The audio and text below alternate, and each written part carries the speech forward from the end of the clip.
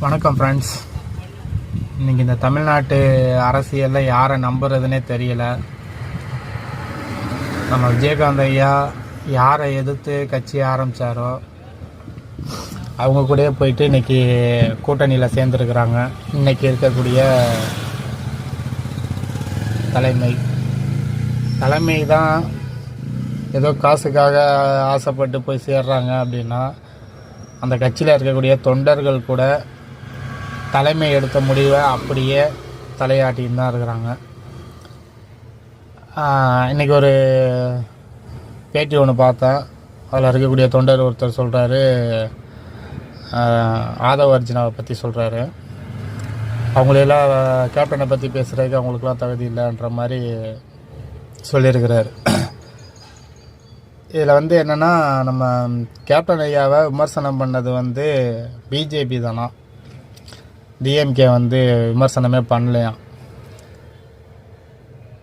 வடிவேலு ஐயா யாருக்காக பிரச்சாரம் பண்ணார் அப்படின்றது அவருக்கு தெரியலை. அவருக்கு எவ்வளவு கேவலமாக நம்ம கேப்டன் ஐயாவை பேச முடியுமோ அவ்வளோ கேவலமாக பேசி, எப்படி சொல்கிறது, எவ்வளோ அசிங்கப்படுத்த முடியுமோ அவ்வளோ அசிங்கப்படுத்தி குடிகாரன்னு சொல்லி என்னென்னமோ சொல்லி எதிர்கட்சியாக இருந்தவர் அதுக்கப்புறம் எதிர்கட்சியாக கூட உட்கார முடியாத அளவுக்கு பண்ணிட்டாங்க. இப்போ ரீசெண்டாக டிஎம்கேயில் இருக்கக்கூடிய அந்த சிவாஜி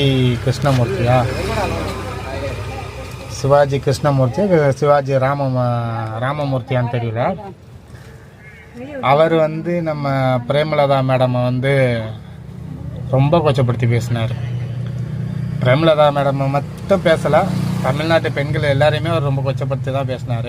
அதில் முக்கியமாக பிரேமலதா மேடமையும் கொச்சப்படுத்தி தான் பேசியிருக்கிறாங்க.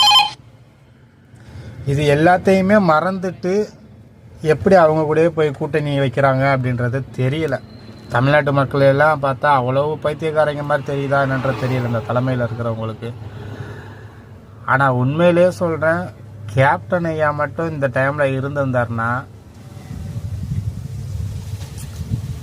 பிரேமலதா மேடமை செருப்பை கழட்டி அடிச்சிருப்பார் இந்த ஒரு காரியம் பண்ணதுக்கு. யோசிங்க.